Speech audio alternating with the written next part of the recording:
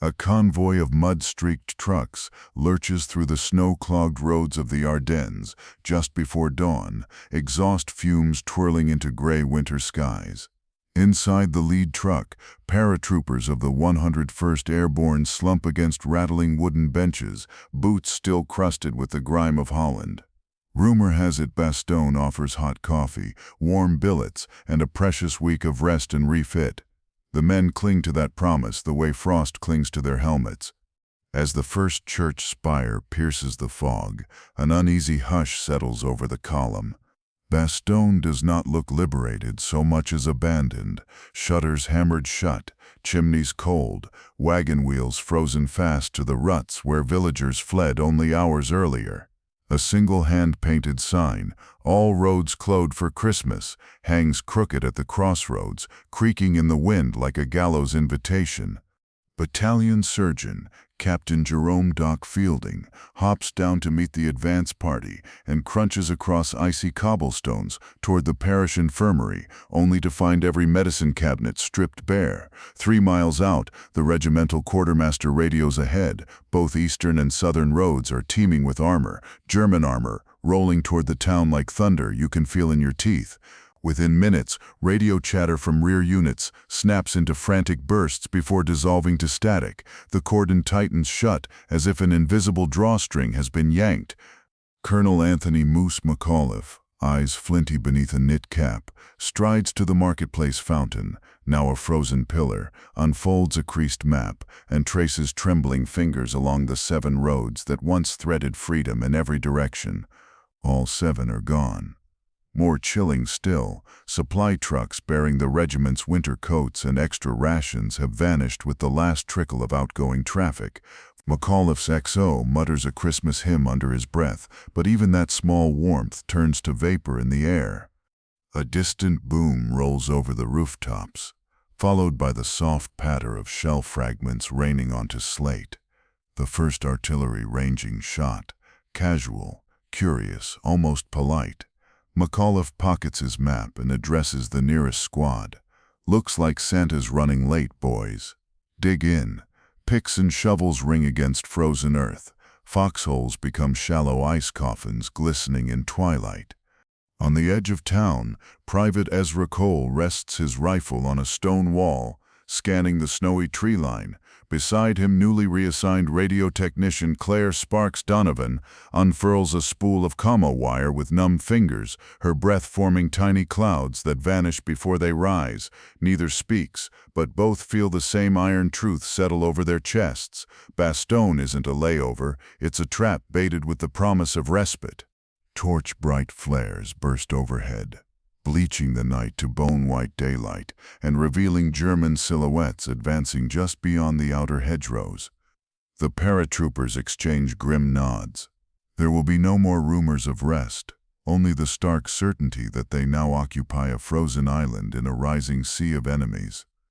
And somewhere beyond the darkness, unseen artillery crews begin plotting coordinates, setting the stage for a siege that will carve legends, secrets, and betrayals into the snow-packed streets of Bastogne. Night clamps down on Bastogne, beneath a lid of low clouds that turn every muzzle flash into a brief, hellish sunrise. Somewhere overhead, a lone C-47 growls through the flak-pocked sky, its cargo destined for men who have already burned their last letter home as fire starter. Canvas parachutes bloom against the darkness, fluttering snow-white petals that drift far off course.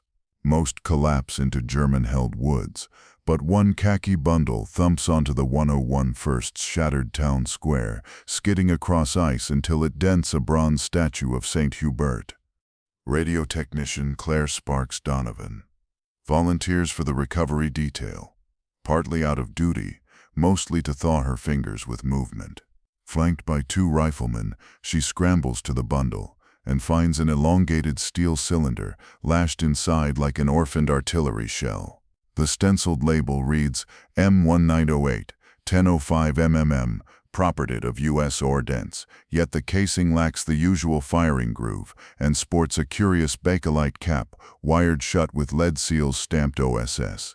Sparks's pulse quickens. Her late father had spoken in whispers of the Office of Strategic Services, America's shadow army, whose gadgets could win wars before generals even woke for breakfast. Back in a cellar-turned-workshop, candle stubs gutter as Sparks circles the shell on trestles. Captain Doc Fielding, serving as impromptu armorer, clears the room of onlookers. No one fancies a premature explosion. With a dentist's drill and a lock-picking hairpin, Sparks cracks the seal. The cap hisses open, exhaling a faint ozone tang. Inside, instead of high explosive charges, a glass vacuum tube nestles amid coiled copper, its filaments already glowing a sickly amber. A single toggle switch reads "Beacon, armed." Beneath it, scribbled instructions on onion skin paper warn, "Activate only within visual of friendly armor. Signal breach risks compromise of Sigma path." Sparks's breath fogs the vacuum tube's glass as she studies a frequency dial etched from 10 to 40 megacycles, well above standard artillery spotting sets. She tunes her handheld SCR-300 radio through the same band and nearly drops it. A rhythmic pulsing ping answers every sweep like a heartbeat echoing her own. Whatever power source feeds the beacon is firing already, broadcasting into the night on an untraceable pattern, or so the OSS believed. Fielding mutters, "If that's transmitting right now, the Krauts could triangulate us before breakfast." Sparks bites her lip, recalling rumors from Sicily. Axis radio listening vans, shaped like delivery trucks, prowling roads to sniff clandestine signals. She snaps the switch to safe, but the tube's glow only dims. It never dies. Power reservoirs, she reasons. The beacon cannot be fully silenced, only muffled. Somewhere, someone expects the 101st to flip it back on, precisely when Patton's spearheads crest the horizon. Until then, the device is both lifeline and ticking clock. She reseals the shell and chalks an innocuous label, "Surgical supplies to keep prying eyes at bay." As she shoulders the weight down a corridor of stone arches, artillery shakes plaster loose like falling confetti. Sparks holds the beacon closer, feeling its subtle vibration through her greatcoat, and realizes Bastogne's fate may now hum within her arms. But whether it will draw salvation or ruin depends on secrets still frozen in the snow outside, and on whom she dares to trust inside these crumbling walls. A hard snow scours Bastogne's outskirts, sanding every helmet and foxhole smooth until friend and foe look carved from the same white stone. In that blinding uniformity, 6 men in crisp U.S. military police parkas stroll down the Neufchâteau road, carbines slung easy, mittens poking from belt loops like they own the night. The sentry at Checkpoint Charlie waves them through after the tallest of the newcomers, Sergeant Red Gleason, or so the shoulder tape claims, quotes the day's password, SAW Dust, in a voice seasoned with Kansas twang. Only after the MPs vanish into the town's maze of alleys does the sentry remember. Today's countersign is supposed to be woodchip, and he can't recall which baseball team plays out of Kansas City this year. He notes the slip in his log, then tears the page out and shoves it in his breast pocket, suddenly ashamed of a doubt he can't quite name. Hours earlier, in a pine-hidden barn outside the lines, Hauptmann Rolf Adler had drilled his men on Midwestern idioms while they shaved with American razors and memorized the hexagonal stitching on GI gloves. Their objective sounded simple: infiltrate Bastogne, sabotage artillery comm cables, and if luck permitted, locate a rumored secret transmitter that could turn incoming Third Army armor toward the town. Adler, fluent in Brooklyn bar slang and the poetry of Walt Whitman, selected his team for their clean Yankee diction. Before stepping off, he reminded them that perfect English wasn't enough. They must inhabit American slouch and swagger. "Hold your rifle like it bores you," he instructed, demonstrating the casual grip of men who'd fought since Normandy and were tired of ceremony. Then he issued each man stolen dog tags, worn to a warm shine so no quartermaster would suspect forgery. By 2100 hours, reports flicker across battalion radios. A section of field telephone wire west of Bizery Bridge has been cut. A stack of mortar rounds stored in the church crypt is found soaked with diesel, and someone has painted a fresh arrow on the Rue de Neufchâteau signpost, flipping its direction 180 degrees. Colonel McAuliffe chalks these to shellfire, fatigue, maybe even local mischief, until Corporal Hawkeye Percival, a map clerk with a photographic memory, bursts into HQ, insisting that a pair of MPs redirected his ration truck to a non-existent Sector J. There is no Sector J. Sparks, repairing a relay set nearby, notes the tremor in Hawkeye's voice. She has heard the rumor of German infiltrators, Operation Greif, they call it, but rumors thrive in siege conditions, feeding on the dark like mold. Still, when her radio batteries die an hour earlier than expected, she wonders if someone has swapped them for duds. Just before midnight, an errant star shell blooms over the marketplace, shedding ghost-white light on a two-jeep convoy. The MPs from earlier wave the lead jeep aside for an inspection drill. Nobody recalls being scheduled. Private Ezra Cole, rifle resting on the jeep's hood, studies Sergeant Gleason's boots, brand new Corcorans without a single Ardennes scuff. He thinks of his own boots, soles held by baling wire, and feels an ember of suspicion flare. Ezra decides on a test. An old drill sergeant swore by. "Hey, Sarge," he calls, "who won the World Series last year?" Gleason answers without missing a beat. "Cardinals in 6. But the real tell is the half-second hitch in his eyes, as if consulting an inner crib sheet. Before Ezra can press, a German artillery barrage whistles overhead, slamming the square and erupting both jeeps in shrapnel fountains. Amid the chaos, the MPs vanish like footprints in fresh powder. Morning finds Bastogne awash in whispered passwords and scrutinized badges. McAuliffe orders every squad to adopt the new challenge phrase, Tulsa, paired with the countersign, oil. Anyone who fumbles the pair is suspect. Yet each new layer of security also thickens a fog of paranoia. Real MPs resent the sudden distrust. Rifle platoons eye supply clerks with loaded safeties, and the 101st's fragile sense of brotherhood, phrased just as German steel grips tighter. In the cellar workshop, Sparks rechecks the beacon's bakelite cap for tampering and catches herself glancing at Doc Fielding's dog tags, as though a silver oval of stamped metal could still guarantee loyalty. Outside, Ezra folds the ripped Jeep tarp into his foxhole, replaying Gleason's perfect baseball answer and that almost imperceptible hitch. Somewhere in the snowy hush between Bastogne's alleyways, Adler's disguised squad prepares its next act, one calculated to pit American against American before a single panzer breaches the lines. The siege has become a mirror maze. Every familiar face now casts a second, doubt-stained reflection, and no one can tell which image will pull the trigger first. The siege has barely settled into its second dawn, when a jeep fishtails into the courtyard of Bastogne's makeshift divisional HQ, a frigid convent whose stained-glass saints now wear sandbags for halos. 2 real MPs ride shotgun, but the driver is an unfamiliar lieutenant in an oil-stained flight jacket. Clutching a stamped canvas dispatch bag, he sprints past shell-shocked nuns and bursts into the map room where Colonel Anthony Moose McAuliffe pores over dwindling ammunition tallies. "Priority orders from 8 Corps, sir. Hand carry." The lieutenant pants, snow melting in his eyebrows. The room stills. Until now, every wire line to Corp has been dead. Every courier plane reportedly grounded by weather and flak. McAuliffe accepts the envelope, heavy with moisture and urgency. Inside, 3 onion skin pages typed in precise War Department format, countersigned by Major General Troy Middleton and carbon-stamped with the Corps seal. The directive is shocking in its simplicity. Begin tactical withdrawal from Bastogne, no later than 0600 hours. 24 deck. Re-establish defensive lines south of the Arth River.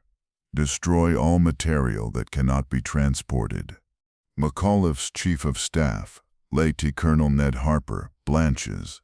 "Sir, that pulls every company off the crossroads. We'd gift the Germans the whole road network. But the signatures are impeccable. Even the unique double loop on Middleton's capital M. A flourish Harper once saw the general make in person." They turn to the flight jacket lieutenant for verification. He identifies himself as Lt. Malcolm Reeves, liaison pilot, 404th Fighter Group. Reeves claims he belly-landed his L-4 Grasshopper in a nearby orchard when engine fire forced him down, then flagged a passing ration truck to finish the trip. Yet his uniform bears no squadron patch, and the faint smell of gasoline on his gloves clashes with the icy wind outside. Sparks Donovan, summoned to repair a shorted field radio, overhears the exchange. She recognizes Reeves's accent, a polished New England lilt, identical to the German infiltrator she eavesdropped on the night before, practicing American elocution behind an abandoned barn. Her heart kicks, but she says nothing. Accusations without proof can ricochet faster than bullets in a besieged command. McAuliffe orders Captain Doc Fielding to verify the courier's crash. Fielding dispatches a patrol toward the orchard, led by Ezra Cole's platoon. As they vanish into swirling sleet, Sparks studies the orders under a desk lamp. A faint watermark glimmers when angled, not the War Department eagle, but a tiny compass rose with coordinates 49:59, 5:43E, latitude and longitude for Clairvaux, Luxembourg, deep behind German lines. Only someone fluent in clandestine printing, or someone tasked with guiding forces there, would bury such a clue. Harper notices her staring. Sparks shrugs, tucks the page back, and excuses herself, pulse drumming against the OSS beacon, hidden in her satchel. If these orders are forged, the beacon is the prize they're meant to capture once the 101st abandons town. Word of possible withdrawal filters through the convent walls. In the courtyard, paratroopers weigh rumor against instinct. Some cheer the idea of open ground and new supply lanes, others grip shovels harder, unwilling to yield an inch bought with blood. German artillery senses the tremor. Shell fire intensifies, as though the enemy can smell hesitation. That evening, Ezra's patrol returns empty-handed. No wrecked grasshopper, no scorched orchard, only fresh tire tracks from a dissipating truck convoy. Reeves, confronted, is nowhere to be found, his MPs discovered bound and gagged in a broom closet, uniform stolen, the dispatch bag's wax seal bears a subtle irregularity, the corps crest reversed, like a mirror image struck from a counterfeit die. McAuliffe's jaw sets. He spreads the forged retreat across the map table for every officer to see, then rips it clean in two. "Gentlemen, the only road we're taking is the one through them," he growls, voice hoarse but steady. Past the word Bastogne stands. Outside, snowfall thickens until the convent's lanterns glow like isolated stars. Somewhere beyond the perimeter, Hauptmann Rolf Adler hears his saboteur's report. The forged orders failed. His next gambit must be bolder and deadlier before American grit hardens beyond fracture. Inside, Sparks tightens her grip on the humming beacon, feeling the line between salvation and catastrophe thin to a final strand of wire. The enemy now knows the 101st will not withdraw. Their only hope is to break Bastogne from within, one secret and one beating heart at a time. The third night of siege presses down like a fever dream. Rifles crack at random, ice-glazed roofs glow with phantom fireflies of tracer, and every snow-laden pine outside Bastogne looks suspiciously like a waiting panzer. On the convent's top floor, Private Ezra Cole, cheeks streaked with windburn, fingers raw beneath fraying mitts, mans the rooftop observation post. Each hour on watch earns him a ration of morphine for the frostbite gnawing his left foot, an arrangement the battalion surgeon never approved but tacitly allows. The drug lifts the pain just enough to leave his mind floating between vigilance and hallucination. At 014DO, Ezra thumbs the tuning wheel of a captured German Feldfunkgerät Morse set, hoping to eavesdrop on enemy battery orders. Instead, a jaunty three-note pattern cuts through the static wreck, repeated like a whistle of invitation. The signal is odd for Germans. The cadence feels playful, almost flirtatious. Ezra scribbles the dits and das, translates and stiffens. "Call me Cricket." The message reads, followed by coordinates that resolve not outside the perimeter, but in the middle of Bastogne's Rue du Docteur Luc. More dots and dashes tease across the line. "Have gift for you. Meet before dawn." Then a final tag, "From Sparks, with kisses." Ezra's numb fingers slip from the key. Sparks. Claire Donovan is downstairs guarding the OSS beacon. She, of all people, wouldn't risk enemy frequencies, would she? Yet the call sign is unmistakable. Sparks is how the regiment hails her on every field phone. Ezra limps down spiral stairs that once echoed with schoolgirls' laughter. In a half-lit corridor, he finds Claire soldering a ruptured battery lead on a radio backpack. Her gaze flicks up, met by the glint of accusing moonlight in Ezra's eyes. "You forget your manners, sharpshooter." "Knocking still exists," she mutters, not looking away from the iron. Ezra forces a grin that wavers like candle flame. "Fancy sending love notes over Kraut channels?" he asks. Sparks's jaw tightens, the iron spits. "I've touched exactly 2 radios since breakfast. Both ours." "Then who's posing as you out there? Calling himself Cricket, of all things." Sparks sets the iron down, wipes tin from her hands.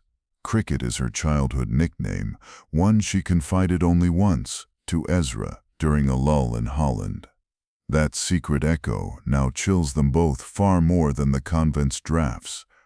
Captain Doc Fielding, summoned by the raised voices, arrives just in time to see Ezra's tremor as he steadies himself on the doorframe. Fielding's medical eye notes pinpoint pupils, sweat despite sub-zero air. He corners Ezra after Sparks storms off. "Easy on the juice, son. You're seeing ghosts you'll never hit." Ezra shoves the morphine syringe deeper in his pocket, but guilt pricks sharper than the needle ever did. Did the drug blur his code translation? Did he hallucinate an entire message? He forces himself back up the stairs, mind buzzing with withdrawal-sharpened resolve. Verify or disprove the transmission, stone-cold sober. Near 033, the mysterious signal returns, stronger. Ezra patches it into the convent's PA amplifier so Doc Fielding can witness it too. Together they decode. Cricket, Rendezvous 0500, by the old ambulance. Come alone. Fielding exhales. Not morphine, he admits. Somebody's baiting you and using her name. But why Ezra? Because he's the regiment's best shot? Or because his judgment, dulled by painkiller, makes him the perfect fall guy if the meeting goes wrong? Ezra straps on snow camo, pockets a flare pistol, and without orders, slips into the pre-dawn gloom. He doesn't tell Sparks. Distrust has already dug its foxhole between them. Yet as he limps past gutted storefronts, he can't help scanning every window, hoping she somehow follows. At 0458, he reaches the abandoned ambulance on Rue du Docteur Luc. Frost feathers its windshield. Tire tracks form fresh crescents in the powder. A single lantern glows inside, illuminating a folded blanket. No driver, no engine heat. Ezra's breath plumes in jagged bursts as minutes crawl. Then a match strikes within the cab, and a silhouette leans forward, an MP helmet stenciled with a white G. The stranger tips 2 fingers to his brim and taps a hand key on the dashboard, sending the same 3-note beckon into night. Ezra raises his garand. Step out, hands high. But the figure only taps faster, a frantic staccato Ezra translates in real time. Too late, look right. Ezra pivots. A second helmeted figure stands 10 paces away, cradling a silenced MP-40. Muzzle flash whispers. A round zips past Ezra's ear, shredding the ambulance's rear tire. He dives behind the radiator, fires the flare, not as a signal for help, but straight into the first imposter's chest. White-hot magnesium blossoms, turning the cab into a box of shrieks and blinding light. The convent's bell tolls as quick-reaction squads race toward the flare. 5 minutes later, the alley lies deserted, save for a charred MP helmet and Morse key melted to the dashboard.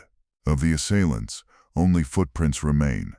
Boot treads unlike any U.S. pattern. Ezra's seen. Colonel McAuliffe's staff interrogates Ezra till sunrise. Sparks watches from a corner, unreadable. Evidence is thin. No bodies, no captured radio, only Ezra's word and the scorch-mark proof of a flare's explosion.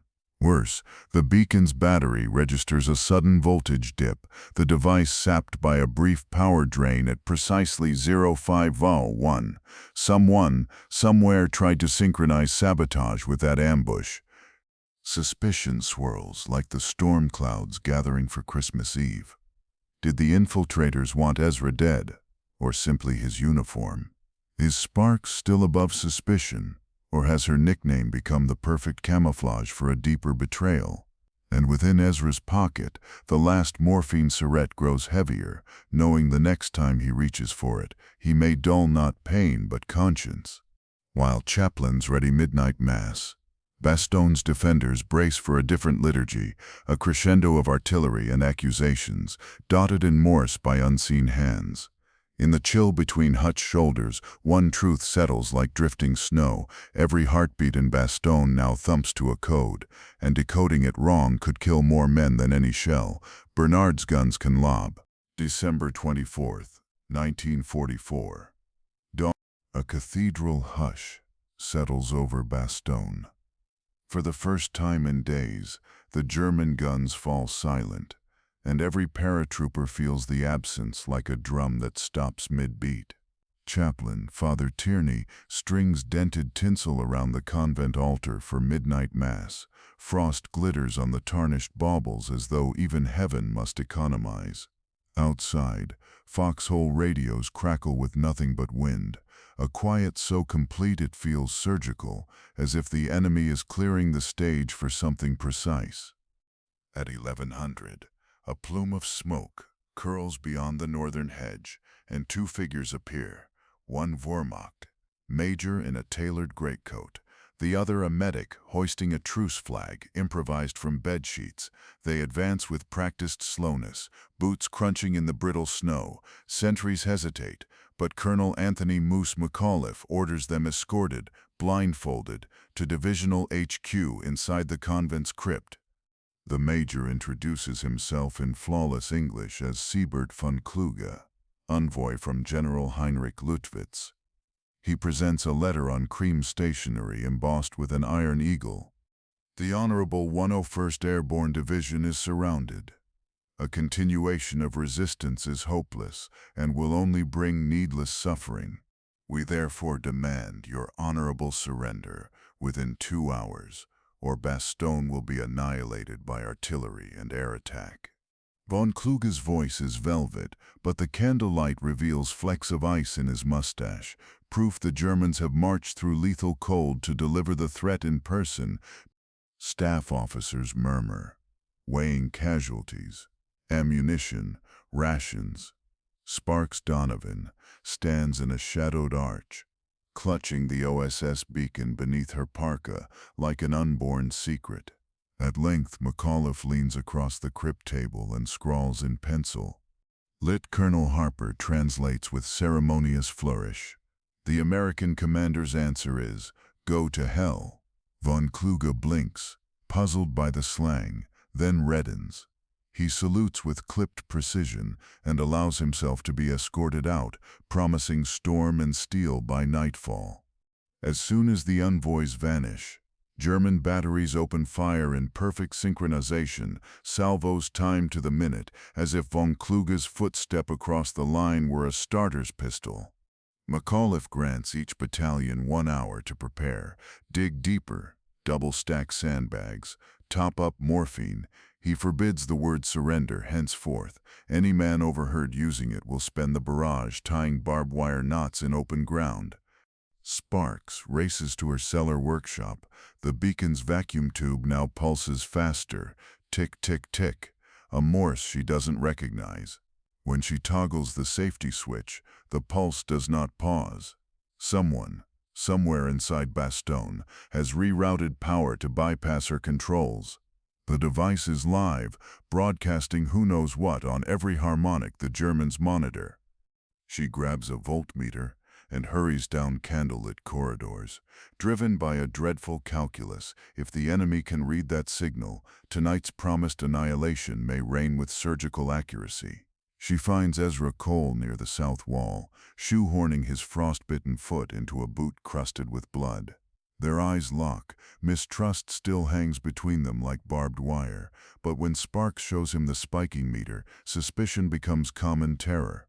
Either the traitor's inside this perimeter, she whispers, or this thing's got a mind of its own. Ezra thumbs the safety on his Garand. Then we hunt the mind and the traitor before the shells walk in. At 2300, artillery flares paint the snow lurid orange, while Father Tierney begins Mass. Latin hymns mingle with the whump of outgoing mortars as soldiers kneel on sandbags, rifles across their laps. Sparks slips in behind the altar, running the voltmeter along field phone cables. Each line hums a little too loud. Proof the beacon's signal is piggybacking on the division's own wires like a parasite. A shriek of incoming breaks the benediction.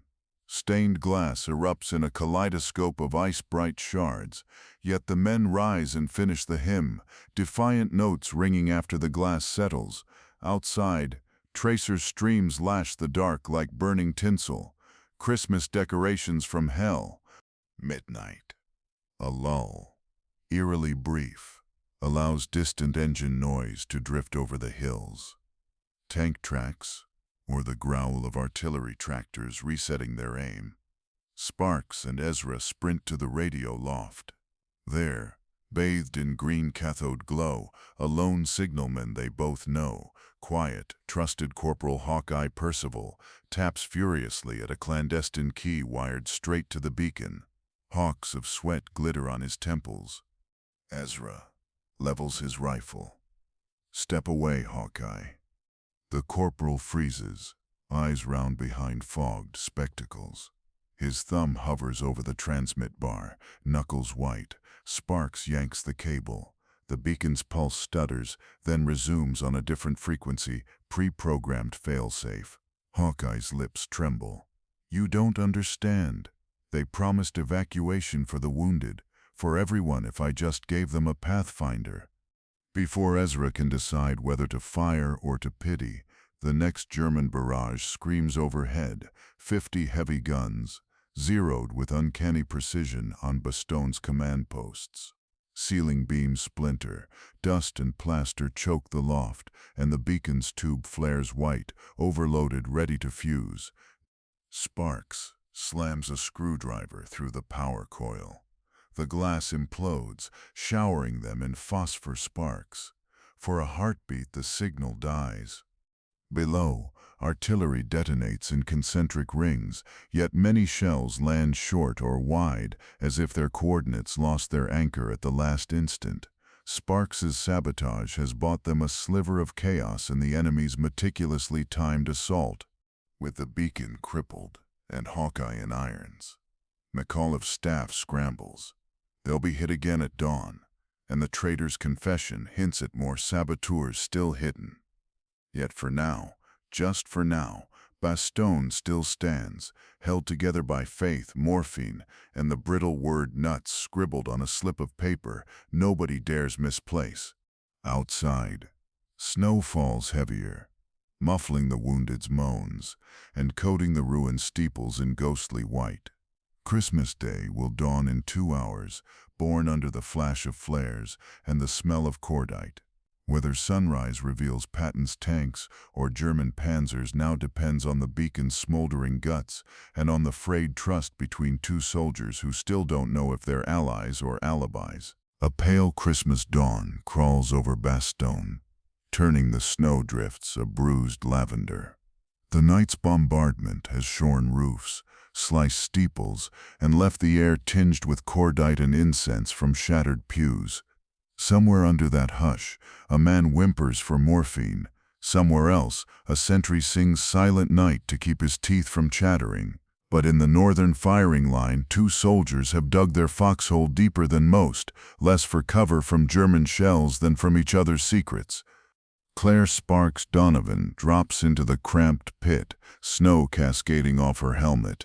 She and Private Ezra Cole have not spoken since the loft explosion that exposed Hawkeye's treachery. Ezra lowers his Garand but keeps a palm on the receiver, as if the rifle is mediator. Frost has swollen his left boot to the size of a saddlebag. The pain in his eyes matches the dawn's raw light. "I came to fix the line," Sparks begins, tapping the limp coil of field phone that snakes into the hole. "Line's dead," Ezra mutters. "Like the last two you fixed." She bristles but reaches for the wire anyway. The beacon's destroyed coil still rides in her satchel, its broken glass teeth reminding her that trust, once shattered, cuts backward as well as forward. Ezra fishes a folded paper from his parka and hands it over. It bears Hawkeye Percival's shaky confession, signed under guard before the MPs hauled him below the convent. The gist? Hawkeye obeyed a voice on the clandestine set, someone who quoted cricket and promised mercy for the wounded in exchange for a functioning Pathfinder signal. But the voice never gave a name. "Could be Adler himself," Ezra says, bitter. "Could be a dozen faces we eat beside every mess call. Could be you." Sparks fires back before she can stop herself. Ezra's jaw tightens. He digs into a ration tin, pulls out the lone morphine cigarette he has left, and hurls it into the snow between them. "That's my last crutch. Take it. Melt it down. Test it for poison. Whatever makes you trust me long enough to finish this war." Wind funnels through the trench line, carrying distant machine gun chatter, like loose change rattling in a tin. Sparks yields first, kneeling to pack the cigarette away, fingers trembling from cold and guilt alike. She tells him a truth she's told no one. The beacon was not designed merely to guide Patton. A hidden frequency, known only to the OSS, can jam Wehrmacht Panzer radios within a 1-mile cone. In essence, the device is both lighthouse and storm, switchable between salvation and sabotage by a coded pulse. But the code sheet burned with the transmitter's coil. Sparks alone memorized it. Ezra absorbs this, rubbing Frost's stiff beard stubble. Then he trades a truth of equal weight. The morphine wasn't scavenged, it was issued and doubled by Doc Fielding, who quietly feared the sharpshooter's frostbite would force an amputation that would shatter morale. Every extra cigarette came with a nod. Stay on the line, keep hope alive. Ezra sank into dependence, trying to keep Fielding's faith. Their eyes meet over that fragile ledger of confessions. Snowflakes drift between them, melting before they can settle. "So," Sparks whispers, "we're both liabilities the Germans counted on." "Doesn't mean they get to cash us in," Ezra replies. He extends a gloved hand. She takes it, gloves squeaking on gloves, and the foxhole seems to breathe. A new sound intrudes, faint, metallic, too regular to be wind. Sparks inches her head above the parapet. Through skeletal trees, she spots a figure trudging alone along the abandoned trolley tracks, an MP helmet, a blanket-wrapped bundle in his arms. He pauses every 10 steps, taps something against the rails, then moves on. Sparks's breath fogs the icy rim of the hole. "Morse by rail," she murmurs. "Lines down. Improvise a telegraph the whole forest can hear." Ezra chambers around. Sparks grips his sleeve. If he's sending a pickup point, we follow. Quiet and kill the call sign at the source. Ezra's frost-burned foot protests as he climbs out, but the pain grounds him. Sparks slings her toolkit. The destroyed beacon coil clinks in her satchel like a warning bell. Together they ghost across the snow, two broken pieces seeking the crack that will decide whether Bastogne receives Patton's Christmas armor or a dagger in the heart before dawn. Behind them the foxhole fills with drifting snow, burying their discarded doubts as if the earth itself has chosen sides. Somewhere up the line a single carol rises, one soldier to another, to the silent woods, to whatever gods still listen through gun smoke in winter, but the words twist in the wind, unresolved. The hunt has begun, and by the time the hymn finds its amen, either truth or treachery will lie face down in the snow.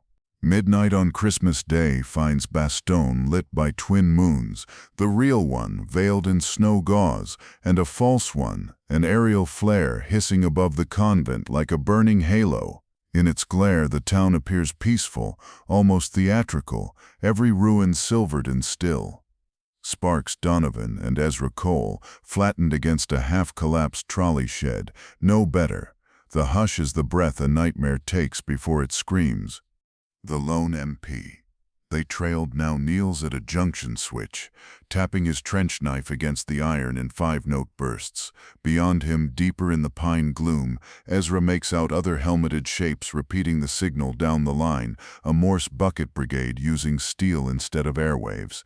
Each echo travels farther than radio could in this storm, pulse by pulse guiding something toward the town's heart. Ezra sights along his Garand. Sparks puts a hand on the barrel. Not yet. We need proof, and we need to know what they're calling in. But proof arrives uninvited. A gust lifts the lead infiltrator's parka hem, exposing Feldgrau trousers where olive drab should be. A German steel hand granate clacks at his belt like a cowbell. Moments later, a genuine 500-second PIR patrol stumbles onto the scene. The point man challenges with the knight's countersign, Tulsa.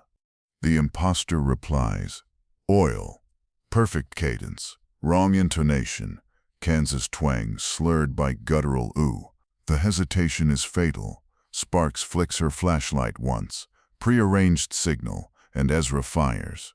The imposter spins, steel ringing off tracks, but the echoing Morse stops mid-tap.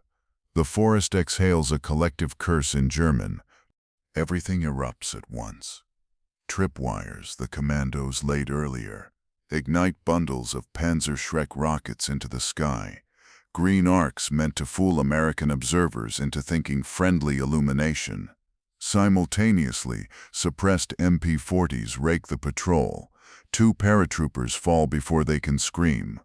The rest scatter into shell craters, firing blind at silhouettes wearing their own unit patches. Ezra drags Sparks behind a timber pile. Bullets chew planks into splinters that glitter like sleet. Sparks unclips the shard of the ruined beacon coil from her satchel, a crude EMP device now that she's rewired its capacitors. "Buy me 20 seconds, she breathes. Ezra racks his last clip and pops up, firing slow, deliberate shots. 5 figures drop, but one of them wears a freshly issued GI field jacket. Ezra's stomach knots. Did I just... No time to check. While the firefight rages outside, Adler's second team slips through a culvert under the convent wall. Uniforms perfect, dog tags scuffed to look lived in. They cut the guard at the cellar, step over Hawkeye Percival's shackled form, and find the beacon's steel shell resting on an ammunition crate like an unwrapped gift. The OSS tube is shattered, but new leads snake from a battery pack. Sparks's improvised jammer, still warm. The first commando lifts it, puzzled. A half-second later, the device arcs blue lightning, dumping 40,000 volts through his arms. He collapses, convulsing. His partner raises an MP-40, click. The weapon is dead. Every coil within 50 meters just tasted the same surge. Sparks's trap has neutered radios, detonators, even the fuse primers on the commando's own grenades. Upstairs, confusion deepens. Friendly squads challenge each other, tongues tangled in passwords learned hours ago. In the dark, a 327th Glideman mistakes a genuine medic for a fake and bayonets him. A minute later, a disguised German medic patches the wound, laughing softly at the irony. Ezra and Sparks burst through a side door, shouting the new code phrase McAuliffe, circulated only to platoon sergeants. Sooner, most guns lower. The infiltrators, unable to fake what they never learned, freeze. 2 are cut down, 1 bolts into the nave where Father Tierney's Christmas candles still gutter. From the choir loft, Ezra drops him with a single round, the echo mingling with organ pipes clattering from the ceiling. Outside, the Morse Bucket Brigade lies silent. The rails hum only with wind. Sparks kneels beside the scorched beacon shell. The Germans never understood it could hurt them more than help. She wedges a screwdriver to keep the overload circuit armed. One more greedy hand on this thing, and every proximity fuse in the courtyard will melt. Ezra, panting, rests on a fallen statue of St. Michael. Snow peppering his lashes melts on contact. The fever from his infected foot is rising again.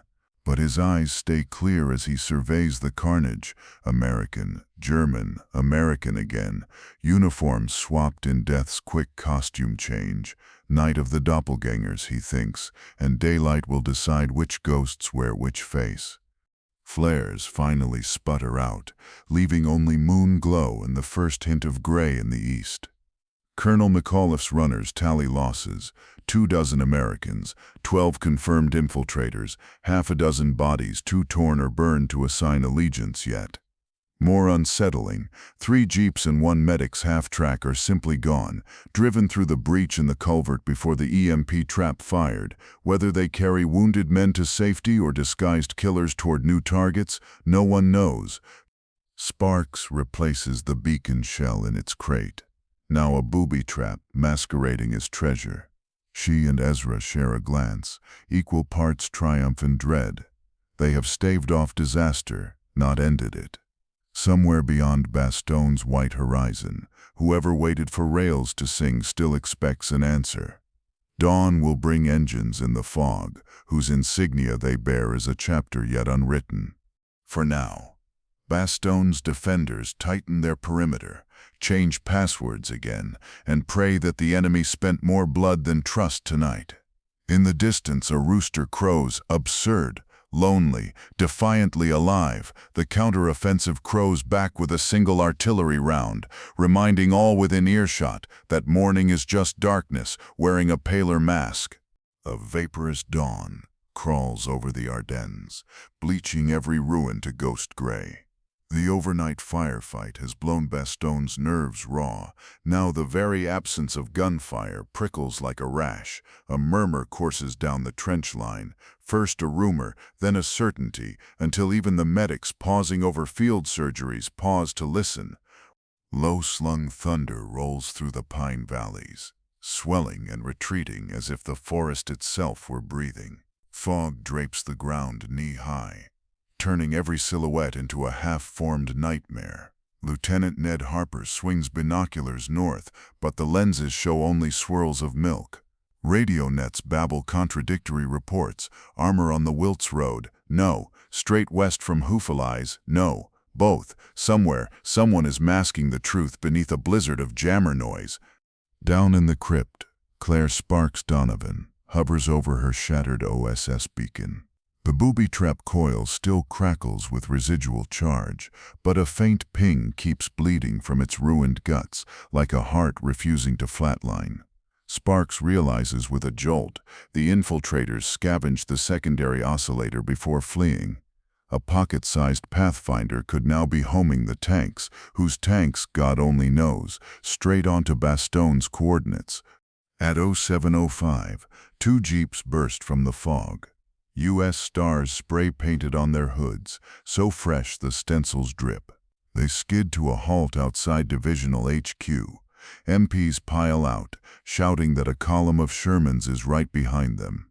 Colonel Anthony Moose McAuliffe strides into the street, eyes wet with more fury than relief. "Which regiment?" "4th Armored, sir." "Task Force Cherry." But the lead MP's boots are wrong. Wehrmacht hobnails filed flat. McAuliffe doesn't blink. He simply raises his sidearm. Before he can fire, the imposters toss smoke grenades and vanish into the alleyways, their mission complete, so just enough hope to make the real impact shatter twice as hard. Minutes later, tank silhouettes loom on the ridge. Sparks and Private Ezra Cole, stationed on a rubble parapet, count turrets, 7, maybe 8.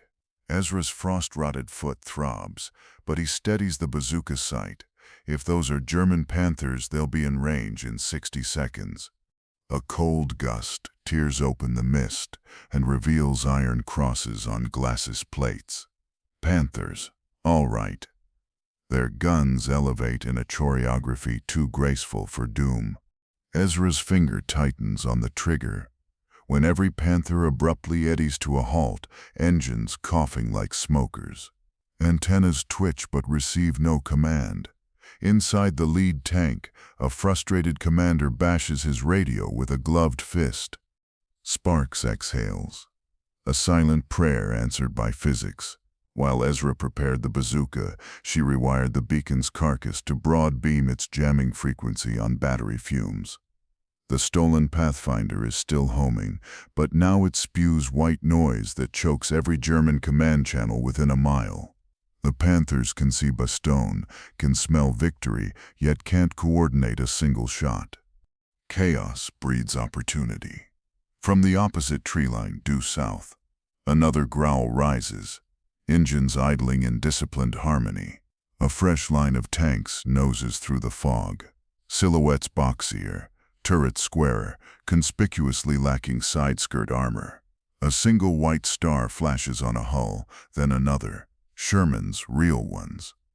Task Force Cherry has made its end run despite blown bridges and iced roads, drawn by Sparks's earlier SOS frequencies that bled through German jamming like candlelight through shutters. But they cannot distinguish friend from foe across the spectral mire. Ezra yanks a crimson flare from his belt, a last-ditch signal Doc Fielding tucked into his pocket after amputations the night before. He fires straight up. The flare wavers, then hangs like a blood-red planet above the Panthers. For one breathless beat, no gun fires. Then a Sherman commander cranes from his cupola, sees the crosses and bellows. Range 400, fire. Cannon. Thunder cracks the valley. The first Panther blooms into a furnace. Shards patter the snow like sleet on tin. The remaining German crews, radios dead, pivot turrets manually and too slowly. It's a knife fight in zero visibility, and surprise is on the Sherman side. As steel titans duel. Infantry on both lines slam into each other in blind pockets of fog. Allied jeeps traded for half-tracks, dog tags ripped off bodies and flung onto new ones. Sparks darts between shell craters, her beacon coil jammer slung like a baby dragon, pumping its dying voltage into the ether. She prays the battery holds a few minutes more. After that, victory or defeat will belong to artillery and luck. Ezra crouches beside a burning Panther, heat searing his cheeks, frostbite forgotten. A German officer crawls from the hatch, uniform aflame. Instinct tells Ezra to finish him. Mercy compels a different act. He heaves snow onto the burning man, pressing boot heel to flames until the officer coughs. Alive, their eyes meet, two soldiers equally seared by winter and war, before MPs drag the prisoner away. In that exchange, something inside Ezra cools, morphine haze replaced by clarity harsher than any drug. By 08:15. The fog lifts just enough to show a battlefield strewn with steel carcasses, 3 Shermans smoking, 5 Panthers gutted, 1 idling in neutral. Crew fled. Task Force Cherry's lead tank grinds into Bastogne Square and halts beside McAuliffe, hatch popping like a jack-in-the-box. The tanker salutes with a grin. "Merry Christmas, sir. Hope we're not late to the party." McAuliffe, face smeared with powder smoke, simply nods. Wordlessly, he hands the tanker a map already marked with the advance he would have ordered had he possessed armor. The relief column rumbles onward, engines echoing through still smoldering fog banks toward the next choke point. Bastogne breathes for the first time in 7 days. Chaplain Tierney rings what's left of a convent bell. Its fractured clang sounds less like victory than reprieve. Sparks slumps against a wall, the beacon coil finally silent, its battery a cold husk. Ezra leans beside her, foot throbbing anew, but eyes bright as unshed tears. "You just brought Patton to town," he says. "We brought each other," she corrects, voice hoarse. Yet triumph falters at the edges. Several jeeps stolen by infiltrators are still unaccounted for. Corporal Hawkeye Percival lies restrained in a medic tent, whispering names he won't yet repeat. And deep beneath Bastogne's ruined library, a bundle of forged documents awaits discovery. Orders stamped with signatures no longer trusted. The fog thins, revealing more questions than corpses. Somewhere beyond the pines, Hauptmann Rolf Adler, missing, wounded, or perhaps already wearing a fresh GI jacket, listens for a jamming pulse that has now gone quiet and wonders which uniform he must don next. For Bastogne's defenders, the engine noise fades, but another rumble begins, of secrets unmasked, of debts in blood and trust, of reckonings as white and unforgiving as the snow that still falls in silent spirals over the smoldering crossroads. December 26, 1944, late afternoon. Fresh fallen snow now covers the wreckage outside Bastogne like a clean linen over a corpse. Tank tracks score the drifts, but muffled church bells ring for the first time since the siege began. Patton's armor has punched through, and supply convoys rattle in under a sky the color of washed-out denim. Yet inside the convent infirmary, the air is anything but serene. A final reckoning waits beneath the halo of a sputtering kerosene lamp. Hauptmann Rolf Adler, captured when his last forged uniform team crashed a jeep into a Sherman roadblock, lies on an operating table, gut wound hastily bandaged. Colonel Anthony Moose McAuliffe wants him shipped to Corps HQ, but Captain Doc Fielding insists the man will not survive the bumpy ride. Adler smiles through pain. "Then perhaps the truth must die with me, Herr Doctor." Across the ward, Corporal Hawkeye Percival, traitor, radio savant, now bandaged and manacled, hears this and begins sobbing, repeating a single phrase, "I didn't know it would end like this." McAuliffe convenes an impromptu tribunal in the convent's candlelit crypt. Sparks Donovan, Ezra Cole hobbling on a makeshift crutch, his infected foot amputated at dawn. Chaplain Tierney and Doc Fielding form a semicircle around Hawkeye. Snow drifts through a shell hole overhead, settling on uniforms like ash, hence the whispered nickname among the men, the snow-white courtroom. Evidence piles up. The stolen beacon oscillator, found in Hawkeye's bedroll. Forged Corps envelopes traced to Adler's printing press. A map in Adler's pocket, with Ezra's exact firing position circled, proof the infiltrators wanted the sharpshooter silenced in the ambulance ambush. Yet motive remains murky, until Sparks produces the final piece, a blood-spattered diary, recovered from the stolen Jeep wreck. Inside, Adler recorded every coded conversation with Hawkeye, each entry ending with a German phrase translated in neat English beneath it. "Mercy in winter must be earned." Adler meant to spirit Hawkeye out as propaganda proof that American soldiers would sell their own to spare wounded buddies. Before sentence can be decided, a runner bursts in. Berlin radio just claimed 2 American officers defected at Bastogne, one a sharpshooter, the other a female code expert. Adler's disinformation machine has already started, fed by the jeeps that slip the lines. McAuliffe realizes only a public rebuttal on Allied airwaves can quash it. The convent's long-range set, however, lies in shards. Sparks proposes using what's left of the beacon coil. If she can nurse a final burst of power from its blackened battery, they can hijack the same frequency Berlin used and overwrite the lie. But the coil's discharge may fry any nearby electronics, including life-saving field generators in the ward where amputees rely on heated blankets. Ezra watches the argument swirl, then lifts onto his crutch and limps to the ward door. He has looked into enough dying men's eyes to recognize the line between living truth and comforting silence. Turning to Sparks, he says, "Do it. Better a cold night for a dozen than a cold stain on every soldier's name." Fielding orders extra blankets fetched. Tierney begins a prayer. Sparks kneels by the beacon, soldering two cracked leads together until her gloves smoke. At 19:15 hours, Sparks keys the coil. A hiss fills the crypt, then her steady voice. "This is Technical Sergeant Claire Donovan, 101st Airborne, Bastogne.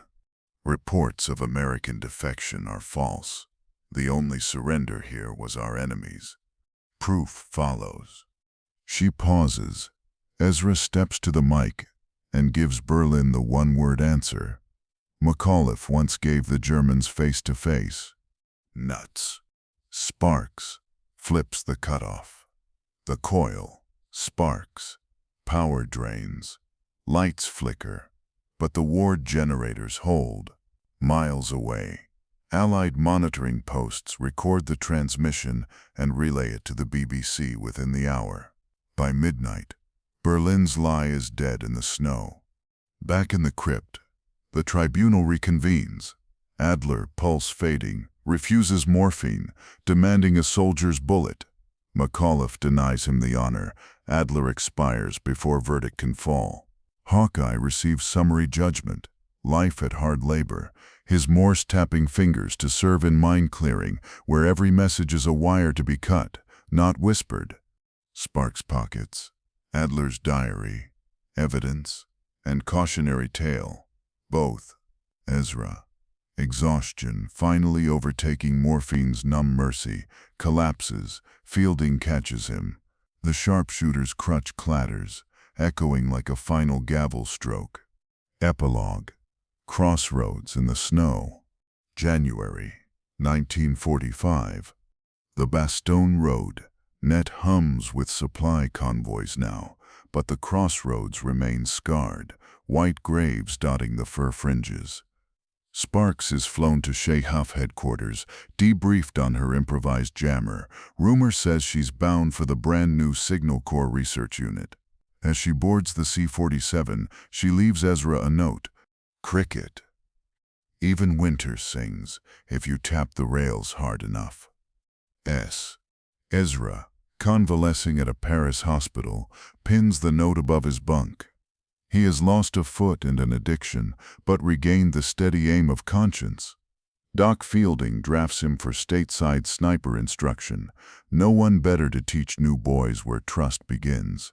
Colonel McAuliffe's terse reply to the German ultimatum becomes legend, but within the tenor first another phrase holds equal weight, foxhole confessions.